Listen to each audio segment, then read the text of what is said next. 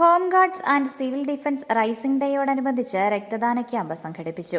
Kattappana fire സ്റ്റേഷന്റെയും Idukki medical കോളേജിന്റെയും സംയുക്താഭിമുഖ്യത്തിലാണ് പരിപാടി നടത്തിയത്.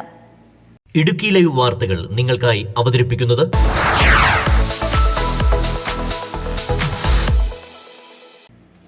Home guards and civil defence raising ഡേയോടനുബന്ധിച്ചാണ് മെഗാ രക്തദാന ക്യാമ്പ് സംഘടിപ്പിച്ചത്. രക്തദാനത്തിന്റെ ഗുണവും ആവശ്യകതയും ബാധ്യസ്ഥതയും ചൂണ്ടിക്കാണിച്ചുകൊണ്ടാണ് ക്യാമ്പ് നടത്തിയത്. Kattappana fire station, Idukki medical college എന്നിവയുടെ സംയുക്താഭിമുഖ്യത്തിലാണ് ക്യാമ്പ് നടത്തിയത്. കേരള ഫയർ സർവീസിന്റെ ഭാഗമായിട്ടുള്ള സിവിൽ ഡിഫൻസിന്റെയും ഹോം ഗാർഡ്സിന്റെയും റൈസിംഗ് ഡേയും ഡിസംബർ 6-ന് റൈസിംഗ് ഡേയുമായി ബന്ധപ്പെട്ട് ഒരു രക്തദാന ക്യാമ്പാണ് ഇന്നിവിടെ സംഘടിപ്പിച്ചിട്ടുള്ളത്. ഈ രക്തദാന ക്യാമ്പിൽ ഏകദേശം 60ഓളം പേർ പങ്കെടുക്കുന്നുണ്ട്. രക്തദാന ക്യാമ്പിൻ്റെ ഉദ്ദേശ ലക്ഷ്യങ്ങളെക്കുറിച്ചും അതിൻ്റെ ഫലങ്ങളെക്കുറിച്ചും ഒക്കെ വ്യക്തമായിട്ട് ഈ അവസരത്തിൽ ബഹുമാനപ്പെട്ട ഇടുക്കി മെഡിക്കൽ കോളേജ് അധികൃതർ വ്യക്തമാക്കിയിട്ടുള്ളതാണ്.